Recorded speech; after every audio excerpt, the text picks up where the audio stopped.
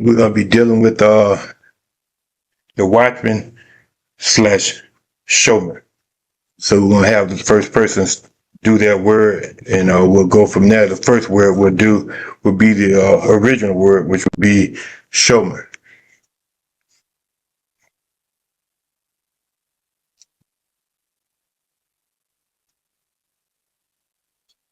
All right, Showmer means one who is guarding, keeping, or watching. It describes ongoing active responsibility, and not a one-time act. It's composed of the Hebrew letters the Sheen, which has a numerical value of 300, and it represents teeth and consumption and impressing responsibility. The Wav, which has a numerical value of 6, it symbolizes connection. The Rim, which has a numerical value of 40, it symbolizes water, life, chaos, and what must be protected or controlled. And then the Resh, which has a numerical value of 200, and it has and that represents awareness and authority. So together is someone who actively uses awareness and authority to protect what could be lost or harmed. Or a shomer is someone entrusted with something precious and expected to guard it faithfully and continuously. And that's why in the scriptures, it speaks of watchmen set on the walls, as well as keepers of the commandments, the Torah, and the covenant. They all are shamarim, charged with vigilant faithfulness rather than passive belief. Great. Explained great for the most part. That was a good job. Actually broke it down, talked about that's what the Watchman is. We put the regular definition there that we people are used to seeing, but there are other definitions too. These are just the main two that kind of go together, but there's some more that explain the character, but these are the ones that we're looking for right here that kind of tie in. And so that's a good job. And the next one would be Shamar.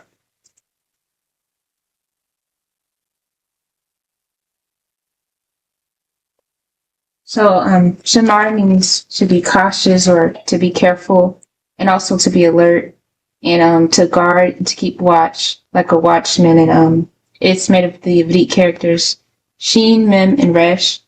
Sheen with a numerical value of 300 symbolizes destruction, separation, and it also means to guard something, as in to so nothing will destroy it. And then Mem has a numerical value of 40, and it's symbolic of life, water, and chaos. And then Resh has a numerical value of 200, and it symbolizes the head, or the control of something, like the beginning of it. Good job. Good job. You still got more? Oh, good job. That was it. That was I said you got more. You can shoot a home run. That was good. So we got this here. So the Shamar is what the Shomer is doing. And so that's what we got. Just trying to keep it short and sweet. These two tied in together with the same root letters. So I didn't want to venture off into any more, taking us away from the point. We wanted to kind of deal with the Watchman aspect of it. And so we'll get into Adam being placed in the garden to Shamar. And Adam was the Shomer, basically. And so we're going to start with our Bereshit 2, 5 through 17. This is going to be something that those that are willing to participate if this will require some interaction, because a lot of times we see these verses and we just pretty much assume so much stuff. You got all kind of folklore tied in with all this stuff that's going on with this actual passage here, but we'll discuss it as we get to it. First of all, we'll look into the actual passage itself by reading the Bereshit 2, 5 through 17 first, and we'll go from there. So Bereshit chapter 2, verses 5 through 17. And every plant of the field before it was in the earth, and every herb of the field before it grew, for Yahuwah Elohim had not caused it to rain upon the earth, and there was not a man to till the ground. But there went up a mist from the earth, and watered the whole face of the ground. And Yahuwah Elohim formed a man of the dust of the ground, and breathed into his nostrils the breath of life. And the man became a living soul. And Yahuwah Elohim planted a garden eastward in Eden, and there he put the man whom he had formed. And out of the ground made Yahuwah Elohim to grow every tree that is pleasant to the sight, and good for food, the tree of life also in the midst of the garden, and the tree of knowledge of good and evil.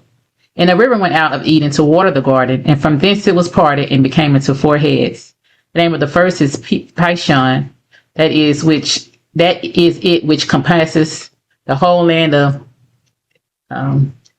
Kivilah, but there is gold, and the gold of the land is good. There is bdellium and onyx stone. And the name of the second river is Gishon. The same is that compasses the whole land of Cush. And the name of the third river is Kadiko. That is it which goes toward the east of Asher. And the fourth river is Parah. And Yahuwah Elohim took the man and put him in the Garden of Eden to dress it and to guard it. Okay, so any comments on this first part?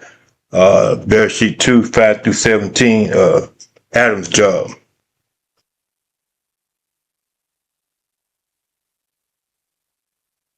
Anybody can let me know what it meant by to actually to guard it? What was that? We're gonna go a little deeper. I'm just trying to take it easy till we get to verse chapter 3, 1 through 6 is gonna tie in with this, but this is just a little surface level information right here. Okay, I tell you what, go to 3, 1 through 6, and we'll just open it up from there. All right. Now the serpent was more subtle than any beast of the field which Yahuwah Elohim had made. And he said unto the woman, Yea, has Elohim said, You shall not eat of every tree of the garden? And the woman said unto the serpent, We may eat of the fruit of the trees of the garden, but the fruit of the tree which is in the midst of the garden, Elohim has said, You shall not eat of it. Neither shall ye touch it, lest ye die. And the serpent said unto the woman, Ye shall not surely die. But Elohim knows that in the day ye eat thereof, then your eyes shall be opened, and ye shall be as Elohim, knowing good and evil. And when the woman saw that the tree was good for food, and that it was pleasant to the eyes, and a tree to be desired to make one wise, she took of the fruit thereof and did eat. It gave also unto her man with her, and he did eat. And both of them, and the eyes of both of them were open, and they knew that they were naked. And they sewed fig leaves together, and made themselves aprons. And they heard the voice of Yahuwah Elohim walking in the garden in the cool of the day. And the man and his woman hid themselves from the presence of Yahuwah Elohim amongst the trees of the garden. And Yahuwah Elohim called unto Adam and said unto him, Where are you? And he said, I heard your voice in the garden, and I was afraid, because I was naked, and I hid myself. And he said, Who told you that you were naked? Have you eaten of the tree whereof I commanded you that you should not eat? And the man said, The woman whom you gave to be with me, she gave me of the tree, and I did eat. And Yahuwah Elohim said unto the woman, What is it that you have done? And the woman said, The serpent beguiled me, and I did eat. And Yahuwah Elohim said unto the serpent, Because you have done this, you are cursed above all cattle, and above every beast of the field. Upon your belly shall you go, and thus shall you eat all the days of your life. And I will put enmity between you and the woman, and between your seed and her seed. It shall bruise your head, and you shall bruise his heel. Okay, now I want y'all to come on with me down memory lane. I want y'all to, let's get away from the surface level for a minute. Let's go deep. Okay, so first of all, I want to ask, what was Adam's job? What was his job? Outside of telling me to guard it, because we already know that. So what was his job, and with some substance to it, like the detail. He's supposed to guard what the Most High commanded him to do. Mm-hmm. Instruction. That's the basic answer. Yeah, that's the actual basic answer. But who can give me some details? I mean, there's no wrong answer. It's like we're just having a conversation. That's the right answer, what you gave. It's just I'm looking for a deeper, And it's just the first part. I don't. Mm-hmm. Yeah, that's right. That's right. Because we haven't gotten to the Watchmen yet. We're dealing with now just. Go ahead. Go ahead, Troy. Oh, I was gonna say command and lead. That's what. That was part of. That's part of what I'm looking for. To operate in authority, and the authority being enforced by what he was commanded to do. Yeah, that's true. Anybody else? Looks like Josh said to guard the people from wrongdoing, to stick to the word of Yah and perform what he said to do. That's right. That's another part of it, and that is true. Is Troy hand back up, or is it still up? Oh, okay. Okay, and see, and what I'm looking at here is that this was the job. When you look at this concept, when you enforce what was told to do, this is what you actually have to set forth as the example. Like, it can't be any type of leniency there. But what I want to get into one more thing before we even get deep into that. Who is the serpent? That's a question I got for somebody. Who is the serpent? We never really dug deep into that. Who is the serpent? All right, tell you what. Look up the Hebrew term for serpent. What does it tell you? What is that? We just having a conversation, y'all. I mean, let's go down. Let's get into this a little bit. I want to go off the surface level. I want to touch some areas that people don't touch. Now, later on down the line, folklore and Christian influence makes it something different. But the root Hebrew word is one word, and it's going to equal that. That's what it's going to equal. The Nahas. Yeah, Nahash, yeah. Yeah, that's what I got. Which equals serpent. I got Nachash. That's the definition I got from the actual Nakash. That's what I got. And so he's like, because most of these times when people are looking at devil and stuff like that, they're getting it mixed up with the king of Tyre. They're getting it mixed up with, once you look later on down the line, with Lucifer and stuff like that, and they're trying to tie it back in. But I'm looking for the real plain meaning that goes into the actual spiritual essence that's dealing with Torah. And seeing, you can't find none of that other stuff in Torah. Like what you're looking at now, Nakash, that's what you see, serpent, that's an animal. And when you get back to this, so let me ask another question. Anybody can tell me, why do they think he was able to talk?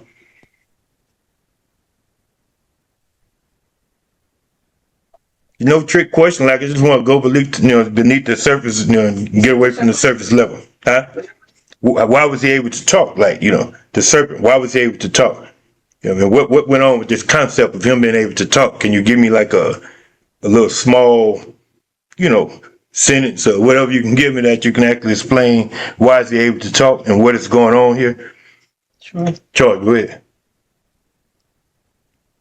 Well, everyone was under the same language, like understanding, like all creatures could communicate and was eating from the same fruits. They wasn't eating each other. Nah, but no, that's not it. And we're gonna get to it though. Yeah, I looked into a lot of that stuff. We know nobody else was talking. Like, you only see one other instant where an animal talks is with the donkey, and he's talking about what? That's pretty much the answer. What is he talking about? By the spirit of the Most High. By permission from the Most High. It say the Most High did what? He opened the donkey's mouth. Okay, so why is this serpent talking? That's what I'm looking for. I'm not trying to weary. I'm just looking for the answer. Why is he talking? Troy has a new hand. Go ahead, new hand. Gotta get it right. I didn't put my hand down. My bad. Oh, that's the old What we got on here, man? Let me hear from some of y'all, man. Oh, Miss Teresa. Oh, go ahead, Mr. Reese. That the Most High let him talk to see if you would follow his directions, or how do I want to say it? Did he? You going down the right lane with that? What you just said? You going down the right lane?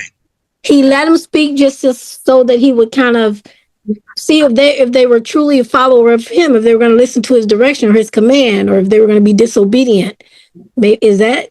I don't know. You going down the right lane. I'm gonna let you finish. You going down the right lane. That's all I have, but that's how I look at it. You said the key word. That's what I was looking for. The word I have is on the paper here. Test. That's what Troy also said. So you said test, then that's it too. See, the thing is this: we gotta look at the end. What happened to the serpent in the end? He was what? Cursed to his what? Belly. But see, this is the thing. We look at the serpent as the way the serpent looks now, and we're thinking snake on the ground. We're not thinking about. You gotta look at it. When you take yourself back in time. That's why I say let's go down memory lane for a minute. Place yourself in the garden. You there, okay? Or you get your visual of this garden. You see Adam and Eve in this garden. Animals are just being created, so it's not weird or strange that this serpent is talking to them. You know what I mean? It's only weird for us because we've been living and we think because time has passed that this serpent's supposed to be running around slithering. But this is not what the thing is. This is what happened. The serpent was temporarily elevated with knowledge for the test. And this test came forth. It wasn't the fact that the serpent, this is what happened. The serpent got punished because he deceived Eve. The Most High gave him temporary knowledge, but he was already walking upright because he got cursed to his belly. So it didn't say that he gave him legs for the moment. He had legs according to what we're looking at. But the thing is this. We look at the folklore gets destroyed when people try to make him Lucifer and all this kind of stuff. No, that's not what happened. It was a test that went on. And we got to think about this. This is something that I haven't touched on yet. One day we'll do a lesson on this. I didn't think years ago we maybe talked about free will versus predestination. You know what I mean? Like that. But this is the thing right here. When you look at free will, the Most High gave this serpent temporary knowledge to I wouldn't say this is the thing. He didn't give it to him to be deceptive. He gave it to him to communicate, to see where Adam stand firm and stay strong. The serpent got punished because he was deceptive. That's what happened. It wasn't because he talked and because he utilized the knowledge. The Most High gave him this intelligence for just this temporary moment for what he was doing, because there was no other reason for this to happen. He gave him this intelligence, but the serpent was actually punished because he beguiled, because of what he did, because of the way he operated, because he also had free will with this knowledge. So we got to think about the Most High knows the end of things, but he's not the one that's causing the actual thing to happen. He see what's going on, but he's not the one that's doing it. So the serpent with this temporary knowledge has free will, and he has free will to do this, but the Most High didn't tell him to go be deceptive. He told him to communicate. You know what I mean? That's the thing. And through his communication, instead of him communicating on a fair level, the serpent hit with a low blow. And so since he hit with the low blow, the Most High had to cut him down like that, because he didn't come across the board the right way. This is the only thing you can get out of this, because there's no other way. There's no other animals talk at no other point except for that donkey. That's it. Any other time you saw something, it was always an animal being an animal. There was no other reason for an animal to be talking except for the time the donkey was talking. And when the donkey talked, it was also for a purpose. And that purpose when he talked was to say, look, open your eyes, the angel finna cut your head off. You say you shouldn't have went that way. He told you don't go back that way. If you go any further, your head gonna get cut off with this sword. Why you hit me 3 times? Like that. That's what the donkey's saying. But when you go back to this case here, the serpent is being utilized, and it's being utilized not to in a sense of sin, but in the sense of communicating to see that Adam, whether or not he's going to actually exercise his authority to use that free will to make the right choice. Like we get put in these situations, and who else went in the situation? Who we have one of our forefathers that was in this situation? That was in this situation when this big great test came in a sacrificial type situation. Who was that, y'all? In a sacrificial type situation. Abraham. And that's it. And we understood that they passed the test, because you said it when you come in. Remember, you were saying that Isaac knew what the deal was. He knew that he was the one. And he was obedient all the way into this scenario of going to be sacrificed. So in this particular situation, you have Adam in this garden to keep it. And a lot of people looking at the concept, all he had to do was walk upright and do the right thing. Instead of Adam standing firm, what Adam did was be disobedient. Eve was deceived and beguiled by the serpent, and Adam went along with it, and he actually disobeyed the Most High. Because when he was supposed to guard this, the Most High said, "Look, I told you to guard this, to keep this, to till it, and to have this prepared for things to happen. Make this thing a place that's going to be fruitful." But what the situation was, when he looked at this from the physical standpoint, he didn't understand the outside threat. That's why we're not touching on the Watchmen part yet. He didn't operate on the part of exercising its authority to eliminate these threats. Well, at this point, the actual serpent is a threat, because he's bringing forth information that the Most High is not saying bring forth. So once he heard that this was deception, he should have cut it off right then, but instead he went along with it. And so therefore, that's what he had to deal with, by the sweat of his brow. He had to actually work, till the ground. It was going to be difficult at this point. In the beginning, it wasn't difficult. It said mist came up from the ground. And that was, it was like, so just imagine a mist coming up from the ground, and it means you don't have to till hard, because the ground is already ready, it's already cultivated to actually bring forth fruit. So you don't have hard labor. You know what I mean? Like that. But he actually reduced Adam to having hard labor because of his disobedience. When he's supposed to guard it, he was supposed to guard the whole thing. So he could, even though this happened, he could have simply said, "Look, we're not supposed to eat this. There's no one strike you out for Eve. Adam was the one that was disobedient. All he had to do was say, hey, look, you ain't supposed to do that. We ain't eating that. You get out of here." You know what I mean? Run him off, whatever the case may be. Then when the Most High come back through the cool of garden, he's not hiding around being naked and stuff. He's saying, "Look, I just ran off this serpent. Whoever it is, he come around here trying to talk this crazy stuff, to the woman that you gave me. So I ran him out. Good job, son." You know what I mean? So what happens at that point? You know what I mean? I'm saying, what happens at that point? When you really look at it from that standpoint. one versus eating it and rolling on. And then all this chaos come forth. Then all hell breaks loose, and we see Cain and Abel. We see Cain killing Abel, and the list goes on with the sin and all this. So yeah, just wanted to just look at it from a different standpoint, and getting away from all this stuff, because most of the time when you see Lucifer is talking about him in Revelation, it's like, folklore ties it in, trying to make a timeline, trying to bring Revelation to Genesis. That doesn't work. Like that doesn't work, because the Torah makes it clear there's nothing that's hidden that you have in the Torah. You can't tie in that to that and create something out of your mind. Like I can't think of the guy who created this scenario, but there's a guy that created this. That actually created this actual idea, just like the same guy that created this rapture idea. Like, these people create these things. We have these philosophies. Like, I can show you in Ezekiel 3, I think one of them talks about the king of Tyre. He's not talking about no Satan, no devil, nothing like that. But this stuff is being done because Christianity is forced so hard on people to the point where they don't understand how to rightly divide what you're looking at. When you look at this for what it's worth, this is what it was. That was a test. Adam said in the garden, and at this point he failed the test,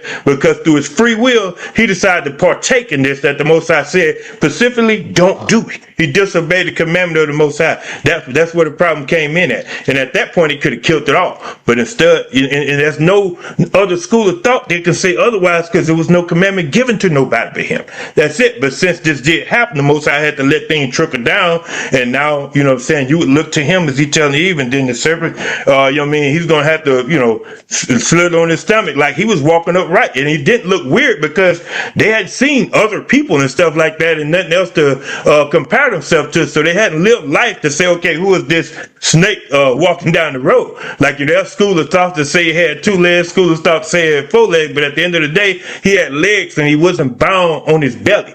That's the thing. And so this is what happened with him, based on him actually using that free will and this temporary knowledge the Most High gave him to actually perform a task. It wasn't supposed to be tricky or deceptive. It was supposed to be communicative, where therefore Adam can say what he's going to stand firm on what the Most High said, or whether he was going to actually do what was going on with the serpent. But the serpent was at no point was he supposed to actually deceive Eve. And this is where the problem came in at. This is why he's cursed to his belly, because of what he done. He operated in wickedness by doing that. Since that was wickedness, this is where we get this concept that maybe this is Satan or something. But no, Satan wasn't even Satan. Like, the Most High give people free will. We got to think about this. That's the case. Satan wouldn't ever been an angel. Like, he was an angel based on when we read the Brit Hadashah in Shamayim. He was there.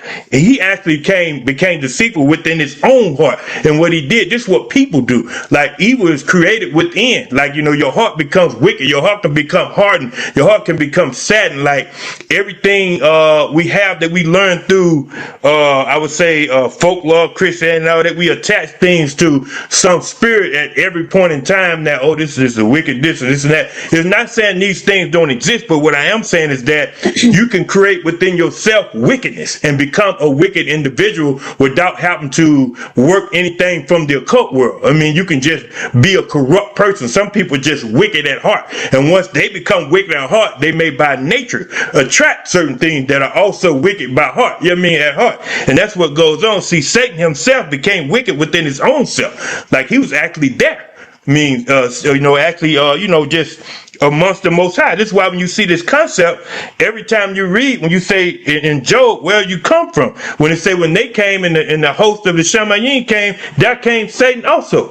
Like that. So it wasn't a strange thing when they gathered themselves together. He was used to doing it. Like that. The Most High just moved them out of the way. He still see doing this thing. Look, now we doing this. They had a real dialogue, the Most High and Satan. So it wasn't no thing. Like that. He became corruptive based on the way he conducted himself, wanting to lift himself up above the Most High in the ruach of pride and things of that nature. But before that didn't exist. This was created within him through his own free will. So it's just kind of want to just get below the surface a little bit and touch on some of this here. Anybody got any comment here on this? Understand that the serpent is not Satan, the devil, or anything like that. It's an animal that was actually cursed to his belly. And he was given this knowledge, not from some wicked spirit, but the Most High allowed this for a temporary purpose. Because if he didn't, he wouldn't have cursed him down to his belly. It was just, like that. All this happened for a reason. The reason why he got put on his stomach. Nah, I put in the comments. I was saying that was a solid stance. I never thought about the serpent having free will. That really never crossed my mind to think of him also having free will, but also saying like it was a test for them, but emphasized upon Adam. You know, and it's also showing like the hierarchy of like the man being the head, and if he fall, everything else follows suit. So if he not in order, everything else would just what's the word for it? You know, just follow suit. It's like a Place, yeah. domino. In due Yeah. time, and not to Yeah. cut you off, but not follow suit, not to get this mixed and construed with sometime time may have to pass, and times it's not always automatic, but it has to happen. I mean, like that. Like sometimes he may have to stand a little firmer. I mean, like that, but it usually falls in place. It usually falls in place. You know, when you see these examples, you probably don't mind if I use this. There's nothing bad. Like exiting one place of worship, and I'm not there for about a year, but my patient knows that this place isn't right. And a year later, you come. You know what I mean? You know what I'm saying? Like following suit with the concept of this place we were worshiping at, like that. Oh. But yeah, you know what I'm saying? Just trying to give an example without it seeming harsh or anything like that. But and that's the thing. But the thing was. And it sometimes it take time, but if you have this clear understanding, if nobody's getting hurt or harmed, or now most of the time this is through pride when people can't stand and stuff of that nature. Like there's no pride involved when you know the truth. You just let time pass by and it's all gonna work out. But this has to be done in love. It can't be done out of being malicious. Like some of this, I'm putting my foot down, this and that. Like on the man, like you don't have to beat your chest. Like what I mean. Sometimes you may have to take a strong stance against something that's wicked or something that's going on. If it's natural things, you just have to go with the move that the Most High is showing you and make sure that move is made clear and stand. Just don't be wavering. That's the thing. And then things start lining up. But when you're wavering, sometimes it don't line up, and then people wonder, hey, why did this happen? But they're not walking firm and they're wavering and they're showing signs that they're not solid. And so therefore the place doesn't, everything doesn't line up as the family or wherever you're at that's supposed to be happening as you leading the job. Anything can't line up because you show signs of wavering like that. And so Adam wavered, by actually doing that. When he done that, that was the end of it. At that point they had to get ghosts. So we looked at, this ain't, we ain't even got to the Watchmen part. We just dealing with the physical part, what he should have been doing, but he was still supposed to be operating in that sense of watching, but he just didn't. Like I say, he had a small task at this point, but it was a big task for him. But what we're looking at it doesn't seem to be big because it's like we simply say, why did you eat it? But that's the thing. Like this is a new thing. That's why it's a test. Like this is the first time this has happened. Like that. And here it go. You get the chance and you blow it. So it's like, by eating whatever that was he ate, from the tree. Fruit. Mm-hmm, the fruit. Definitely want to say apple because nothing lose should be no apple. And so that's what we have there dealing with Adam, his job, was to to cultivate and maintain, to make the place productive, and on top of that, to watch out for threats also. Like that. And he didn't watch out. Like when the threat came, he just got right down with the program. Like that. It's like it wasn't even nothing, no big deal. Then I'm thinking, what was he thinking? When the Moses said, don't do that, he ever crossed his mind that he ain't supposed to be doing that? But that's how it go though. You're doing something you're not supposed to do. Any other comments on that there, dealing with Adam being the Showmer?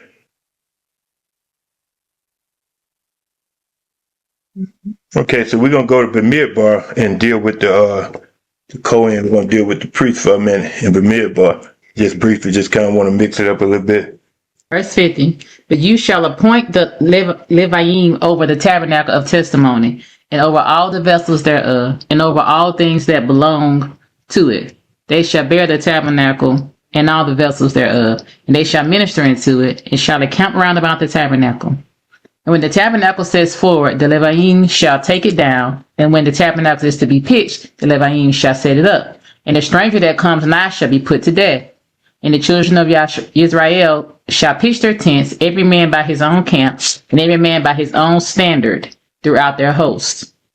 But the Leviim shall pitch around about the tabernacle of testimony, that there be no wrath upon the sins of the children of Israel. And the Leviim shall guard the watch of the tabernacle of testimony. Okay. Anybody got any comments on the Levi's job?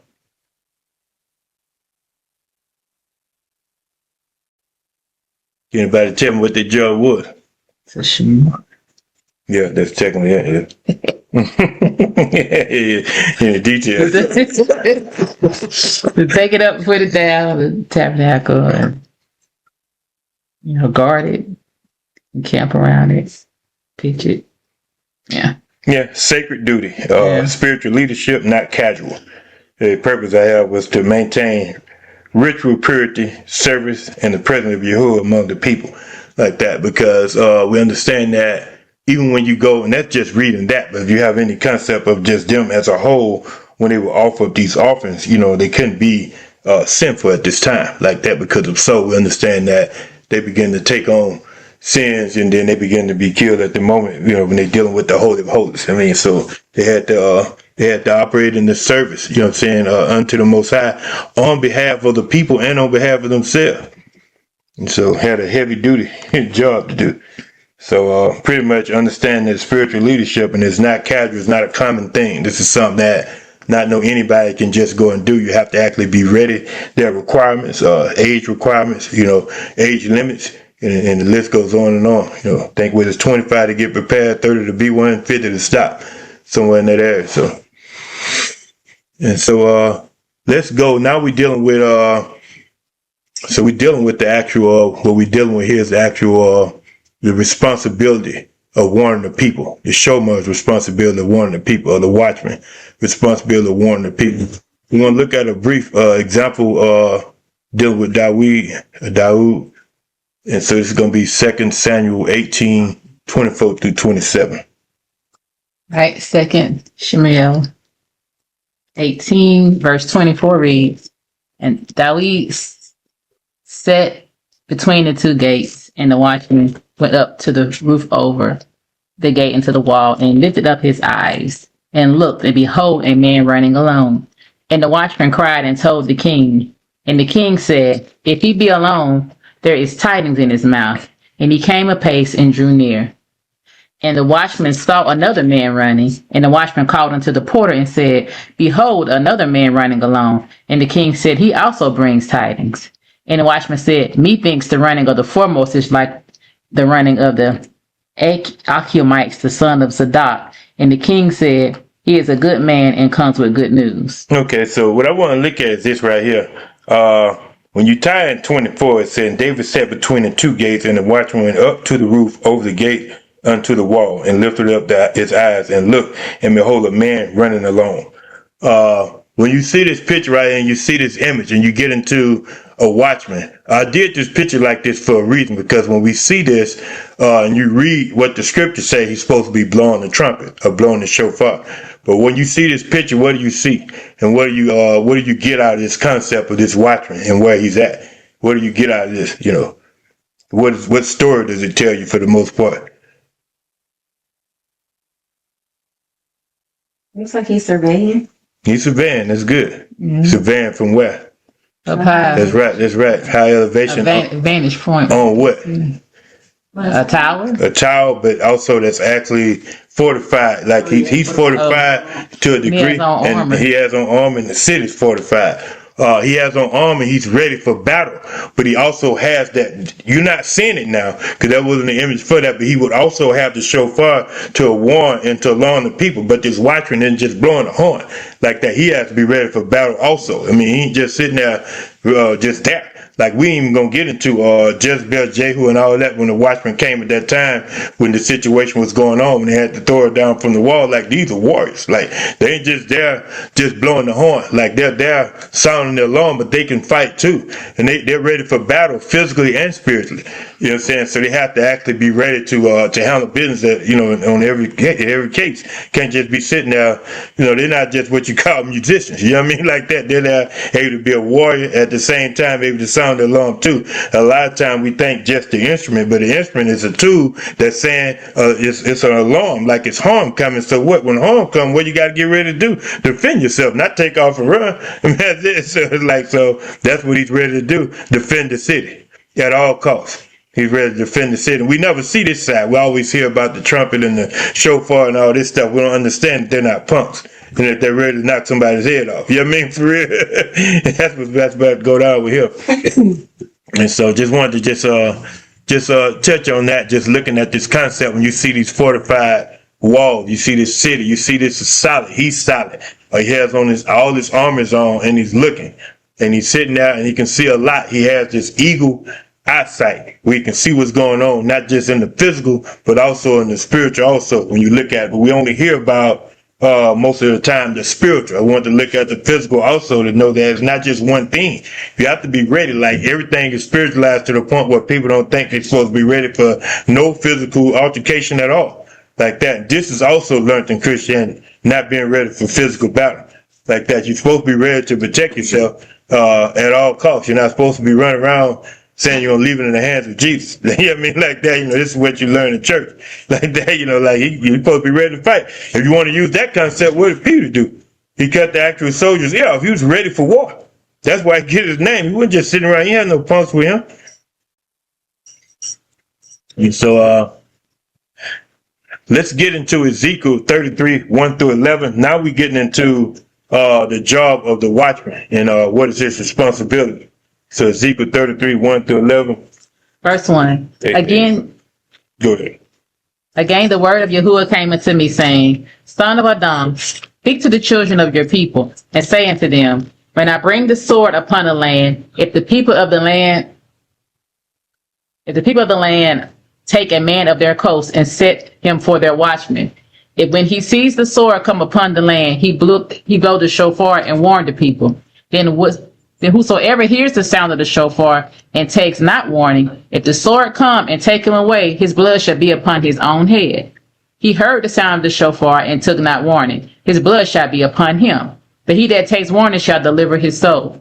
But if the watchman sees the sword come and blow not the shofar, and the people be not warned, if the sword come and take any person from among them, he is taken away in his iniquity, but his blood will I require at the watchman's hand.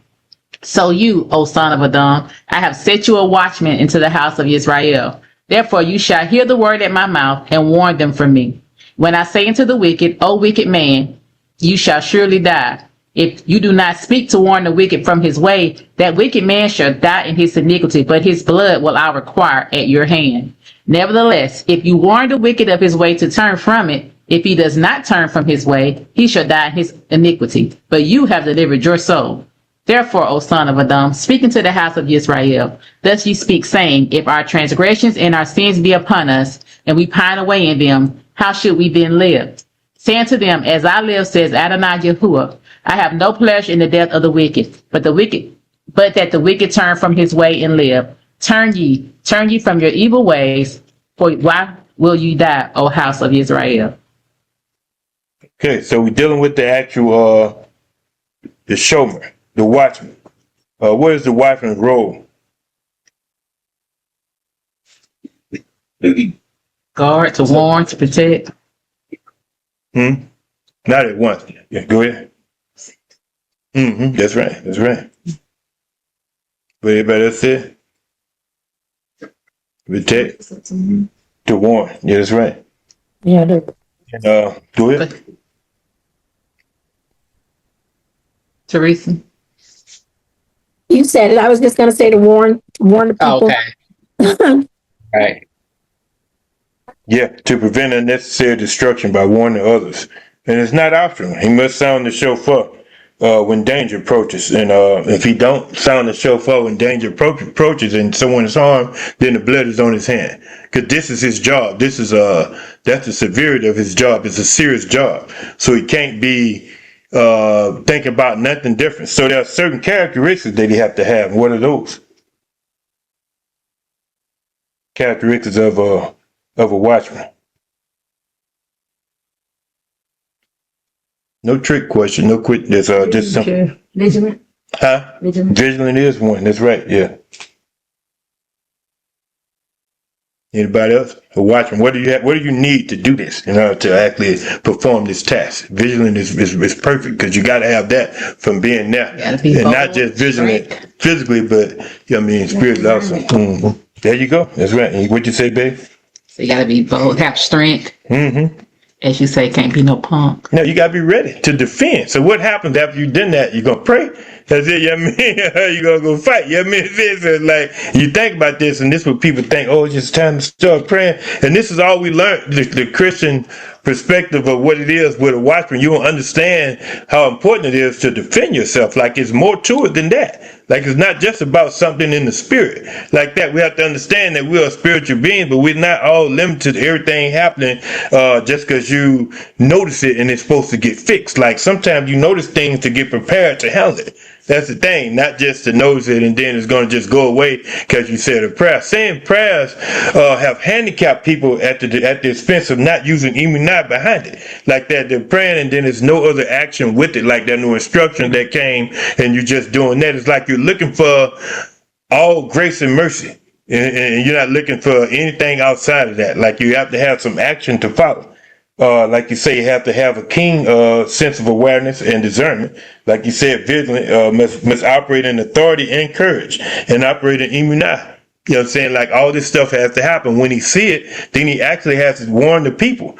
And after he warned the people, if it gets too close, and it ain't usually just one, it's usually more than one like that. But in this case, it's just showing one guy here, but it's usually quite a few. I mean, it can be one, but it's not usually one if you're trying to fortify a city, if we're being logical about what needs to happen concerning protection. And normally in these cases here, you see this where once this happened, well, now it's time to go to war and it's time to fight. And so, and that's what we have there going on concerning him in that. Any other comments in Ezekiel 33, 1 through 11? If not, we got Isaiah 58 and 1, which is pretty much on the screen, and it's actually, what translation that is. All right. It says, cry aloud, spare not, lift up your voice like a shofar, and show my people their transgression, in the house of Yaakov their sin. Mm-hmm. And that's the thing. So that's what he's supposed to be doing. Like, and you see this case here, this is talking about from the standpoint of warning, verbally saying things, but we can't limit it to that, though. We can't look at these things and make, like people making ministries and sermons out of it, and it's leaving it at just the spiritual part. But you can't leave it at the spiritual part. You have to do both of them. I mean, you have the very reason we even talk about Hanukkah and things of that nature, and the dedication that a war went on. Like, they had to fight. Like, if we have to look at this whole concept, it wasn't just, them saying something and then them warning. Like, it's more come with it, And we have to understand that when you do that, and you do the part that you're supposed to do, you don't negate one part. Like, I mean, you still operate in the realm of the rock, but you can't be so spiritually minded till earthly good, till you don't do anything in the natural at all. You don't even do your part. Like, you have to blend it in. And a lot of times you can have this case where the Most High can allow your prayer to be put on steroids and things can happen spiritually on behalf of you. But we leave it to that only, then we're living by chance and we're not doing anything. We have to put forth our effort, and the Most High begin to bless the works of our hands, and we put forth our effort also. And so him doing that is one thing, but who knows if he's going to have to fight or not at some point in time. You just don't know. And so, so that same chapter, that same actual book, Isaiah 62, 6 through 12. It's Yahoo 62, verse 6. Yeah. I have set watchmen upon your walls, O Jerusalem, which shall never hold their peace, day nor night, yet they make mention of Yahuwah. Keep not silent, and give him no rest, till he establishes and he makes Jerusalem a place in the earth. Yahuwah has sworn 7 oaths by his right hand, and by the arm of his strength. Surely I will no more give you grain to be meat for your enemy, and the sons of the stranger shall not drink your wine, for the which you have labored. But they that have gathered it shall eat it, and praise Yahuwah, and they that have brought it together shall drink it in the courts of my holiness. Go through the gates, prepare ye the way of the people, cast up the highway, gather out the stones, lift up a standard for the people. Behold, Yahuwah has proclaimed unto the end of the world. Say ye to the daughter of Zion, behold, your salvation comes. Behold, his reward is with him, and his work before him. And they shall call them the holy people, the redeemed of Yahuwah, and you shall be called out. You should be called sought out, a city not forsaken. and this city not forsaken. When you start looking at this in the beginning, he's saying, "I've set watchmen upon your walls, O Jerusalem." And that's the thing. You said they will not hold their peace. You know what I'm saying? Day or night. I'm saying they're gonna make mention of Yahuwah, and they're not gonna keep silent. Like they're gonna go forcefully with what I said do, and they're gonna enforce the authority that I've given them to enforce, and they're gonna do just that. And that's the thing. He's saying this because we understand. You really look at a lot of this stuff and what's happening in the actual Torah and in the actual Tanakh as a whole. When you see this, what is it saying about Israel and Jerusalem? What is it normally calling them? Anybody got to, comment on that? Like, what is it normally calling us? When he talks about Israel and Jerusalem, what is he normally calling us? Or what? Or what kind of people? Set apart. Yeah, that is what we're supposed to be. Yeah, but what is he calling us when we're being disobedient? Stiff-necked. Stiff-necked people. That's why they say they're not going to keep quiet. And I'm saying that because when you get to Jeremiah, remember when Jeremiah came to the people, he went to tell them about all this stuff. They got mad at him about talking about Babylon taking over and everything. But when he came, he said, get in the way. He said, ask for the old path. There you'll find good success. And they looked at him and one accord said, we will not walk there in it. We're not going to walk in the old path. We don't want to hear it. We want to do our own thing. And so this is what he's telling right now because he knows the nature of the people. So he's saying this by knowing the nature of the people, say they're not going to keep quiet. Day or night, they're going to tell you, even if you don't want to hear it, this is what you're going to hear. Because this is what we had most of the time. It was disobedience. And he always brought prophets along to sound the alarm. He told Jeremiah to let the people know everything that they need to know. He prophesied about Babylon coming in, about King Nebuchadnezzar. They didn't want to hear it. They was pissed off at him and threw him in the dungeon. Remember? Like they didn't want to hear none of that stuff. So this is what we have. This is why he's letting them know right now. I'm reinforcing it, like regardless of what they're gonna say what I need them to say, and you're gonna hear it regardless whether you want to or not. So he's coming out forcefully, not because this is happening all out the blue. This is the nature of the people. Like that. That's the way they operate. And any comments, y'all? So we're still dealing with this Watchman. We understand the concept of the Watchman, the concept of the Showmer. We understand that, once he's in action, that he begins to be operating, doing the word in the Hebrew word, which is Shamar. And so we're dealing with Tehillim 127:1 for a minute. Just trying to touch a few bases here to tie it in. All right. Except Yahuwah build the house, they labor in vain that build it. Except Yahuwah guard the city, the watchman wakens, but in vain. See that? So, that's the thing. We don't need an unproductive watchman. You know what I mean? Like that, because you think about this. He wakens but in vain because they're watchmen of different kinds. But if they're not, if this isn't set up and ordained through the Most High, anything can happen. You think other people didn't have watchmen and all this kind of stuff? They had their own prophets, they had their priests, they had everything they needed. It was not a new thing. Like everything they needed, there were people that had structures of systems that were set up, laws that were set up. Like the people wasn't barbarians. I mean, that was all, if you look up and do your own research, not to influence anybody, there's always been some code of ethics for people to live by, whether it was right or wrong, and some of them may seem more right than wrong. In these cases here, there was not just watchmen from Yahuwah. This is the watchman on the wall that he had. And if he's not guarding the city, then these watchmen, they're like in vain, because it's not going to help at some point. Because when you look at us, when we lined up with the Most High, we're always prosperous. It's not just happening just because we're fiddly doing the work. It's happening because we're obedient. This is why they can do things in great numbers. This is why things go wrong, like when Achan hid the actual item that he took. This is why they start losing the battle. They start losing because sin was in the camp, and so therefore things start going against them. It's a spiritual resistance that's going on. So all you got to do is do the right thing, and then the spiritual resistance is not nothing that's resisting you. You're exactly working in your favor because you did the right thing. So when there's a watchman that's set up that's not with Yahuwah, and these people are not ordained by the Most High, then they will fall at some point. But the only way you can guarantee them from not falling, it's the Most High. Let's he be with them. So let's go to Mishlei 27:23. All right. Verse 23. Be diligent to know the state of your flocks and look well to your herds. Okay, and this is the thing, and it's saying this because I'm saying this here. I wanted to go here because we look at this stuff from an aspect of what we saw back in the days.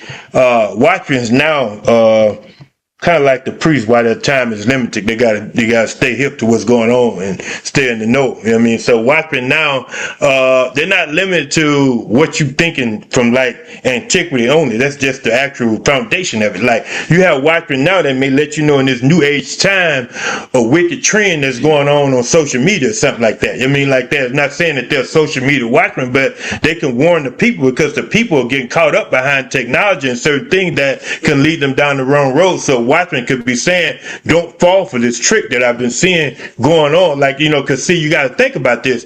A lot of people don't understand, like, when you start dealing with things, you got to know what's what. I'm just going to put it to you like this. Like, I'm going to give you an example from the Brit Hadashah. When you start dealing with, I'm going to go to the 7 sons of Sceva. What did they say? They say, we know Peter and we know Paul. But who are you? So how do these demons know them?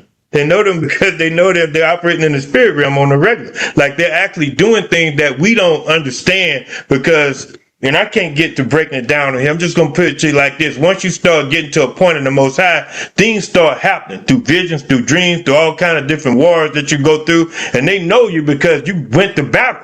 In some cases, they say, dang, he kicked out behind a few times. We know him. We don't know you. You ain't never thrown no blows at us. I mean, that's why they beat him out their clothes, because they didn't know him. And that's just keeping it real on the surface level without digging deep. Like, you have to understand that it's not nothing that just happened just for nothing. Like, the enemy knows what's up. He knows who he can deal with, who he can't deal with. This is the reason why when the Most High said, where'd you come from? Dealing with Job, he said, you consider my servant Job. The devil answered, he said right there, he said, look, I mean, you got to, your hedge upon him. Like, you got your hand on him. I can't get to him.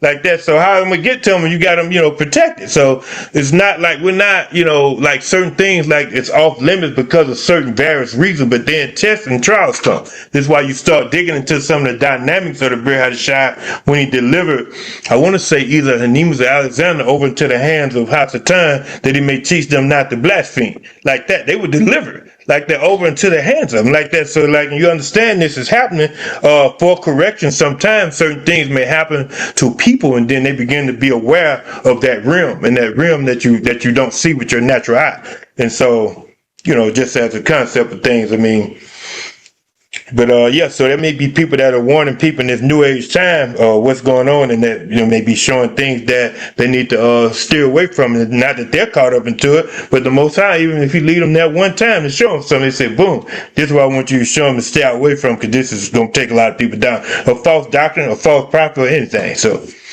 let's go to same chapter, going back to 4 and 23. Keep your heart with all diligence, for out of it are the issues of life. And that's the thing. We would go back and translate keep to some translations of guard. And so you can say that, like, you can be the Showmer of your heart, and you guard your heart, and you shamar your heart. You know what I'm saying? That way you can act, because you got to think about this. Your heart is this thing you got to understand. If your heart deceives you, the Most High is greater than your heart. People say stuff, well, I felt it in my heart. Most of the time, your heart is lined up with soulless desires and things that you've learned. You learn this behavior, so your heart is lined up and you respond accordingly. But when you start lining your heart up with the things of the Most High in the right manner, then certain things, this is the actual vein that you flow in. Like the Most High deal with you back in the days when you called JC, because he knew you didn't know any better. He knew you were stuck in bondage. So he said, okay, look, I got to function to some level on his understanding, but once you understand more knowledge, then he's like, he deals with you on this level, and that was in your heart. You knew the right thing. This is what you was trying to do. So this is just an example. Like, just because it's in your heart doesn't mean it's always right. Because see, when you understand that your heart and mind, how they're connected, these things that you're feeding them begin to go into your subconscious, and this is what you function from. So this is what I mean by unlearning to relearn. You have to unlearn the lies, relearn the truth, because you'll feel in your heart of hearts. I mean, nobody can tell me, like I'm talking about, like, and I'm not even going to go down that road. Put it like this. I'm going to use this example. Nobody can tell me when I was under the influence of the Kundalini that I wasn't praising the Most High. Nobody. Because that's what I thought I was doing in my heart. And the Most High knew that. But at the same time, there was a limitation because of the fact that it was still not a pure praise. You know what I mean? Like that. It was just a pure praise based on the way I thought it was. And this is just being honest. Like, a lot of people won't admit that because it's hard to tell that flesh that it was wrong. You gotta tell it was wrong. Like, but it's okay. The Most High is not. You're still living and breathing, so you got a chance to pick up and do the right thing. That's the thing. But it wasn't of the Most High. It was learned behavior. We learn this stuff through certain things and certain people that we know, and they bring in this stuff. You know what I'm saying? Through certain philosophies, through certain ways that they operate, through Hinduism, through all kind of stuff. And we see this functioning and working, so we say this must be correct. That don't mean that that's correct. That just means that it happened because of the fact that the Most High honored the fact that he knew you were in ignorance, so he allowed himself to, to wink at you in this case. But it wasn't like across the board that made you right, because you had nothing to back it up. It was just learned behavior, and the Most High knew you didn't mean to be wicked in your heart. He knew you meant to do the right thing. But it don't mean that, it's right when someone tells you, hey, look, I see this, and that ain't that, and look, I got scripture. You can't buck against it. You just gotta, that's the thing. This is what we come with a rubber meets the road. When you place this stuff against Torah, it doesn't line up. It just doesn't work. It doesn't fit the bill. Like, it doesn't work at all. And it's like, and it's hard to really, I guess, explain to people that, hey, look, you've been living in error through learned behavior and through regurgitating information that you heard and through copying behaviors. That's it. And since things are working, you think that this is the truth, but it's not the truth. And this is the most difficult thing to tell somebody. And the only thing they can do when you tell them is lash out and get mad, because they don't have any scripture to back it up. Like that, I mean, so pretty much, that's the end of that. Anybody got any comments on the scripture we went over?